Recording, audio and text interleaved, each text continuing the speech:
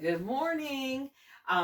Today we're going to talk about pie. Okay. I know we had planned to celebrate Pie Day at school, and I'm so sorry we didn't get a chance to do that with the quarantine, but who knows? Maybe you'll get to do it next year. Okay. Celebrate pie. But this is the symbol for pie. Okay. And this is how you make it. It's like that, kind of a wavy line, and then two vertical lines under it. Okay. That's how you make pie. Okay. The symbol for pi. And for our purposes, pi is going to equal the decimal 3.14. Okay? Now, I am on page 510 in your book. I'm going to give you two formulas for pi, so they need to be written in your flip chart. Okay? Capital C, and we'll talk about that in a minute, equals 2 times your pi times r, and we'll talk about what r is also in a minute.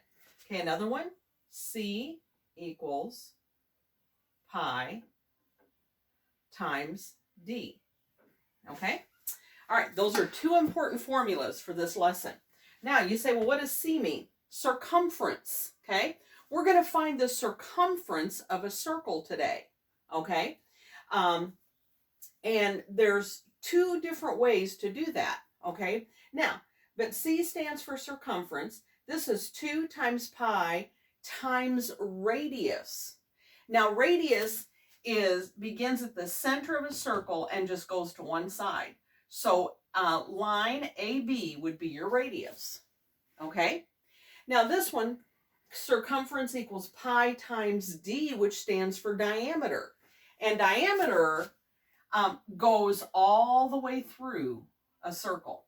Okay, so line CAD would be your diameter. Okay, or DAC would be your diameter.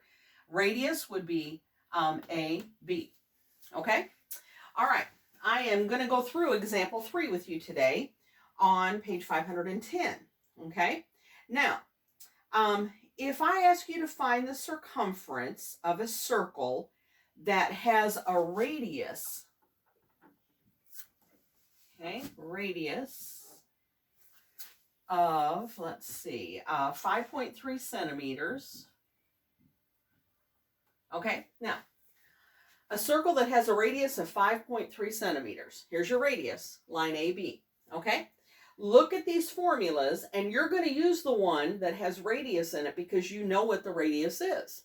Okay, so here's how you would do that. 2 times pi. Well, pi stands for 3.14. And let's go ahead and multiply pi times 2 first of all. Now remember your decimal point. 2 decimal places. So now you have 6.28. Okay? And now you're going to multiply it by your radius, which is 5.3. So here we have 5.3.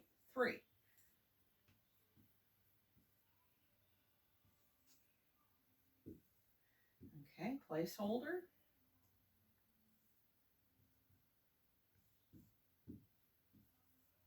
Okay, let's add.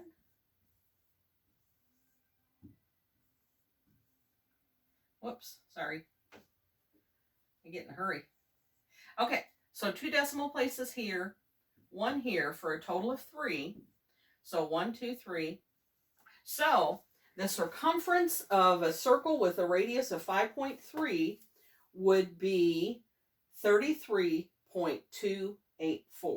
Okay, now I know your book talks about rounding it, let's see, to the nearest tenth. I'm not going to require you to do that. I'm just wanting you to get the basic concepts of how to find circumference. Okay, so even if your problems today tell you to round it, you don't have to round it. Just keep it what you got it. Okay, the answer that you got. Okay, so that's when you know the radius. That's how you do it. Multiply 2 times pi, which is that, and then whatever answer you get, multiply it times your radius. Okay, so that's when you know the radius. Okay, sometimes they'll give you diameter. Okay, let's say we have a circle that has a diameter of 8 feet. Okay, and they're wanting you to find the circumference. Well, since you know diameter, you're going to use the formula that's got diameter in it. So pi times diameter.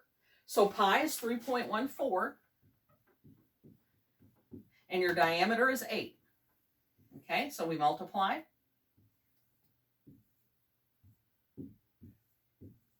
And so 2 decimal places here, none there, for a total of 2. 1, 2 decimal point. So your circumference there would be 25.12. Okay, that's all there is to it. Okay, so do the problems that I assigned for skill check and send me your answers.